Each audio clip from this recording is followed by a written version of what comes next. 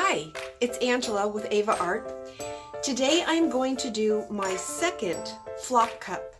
Yes, you heard me right, not a flip cup, but a flop cup. It is so much fun. It's a new technique that was kind of discovered, if you will, by B.R. Turner. Fiona Art's been doing beautiful work with it, and I am super excited. So I've got some leftover paint. I did one last night that's drying. Hopefully you'll see that video soon.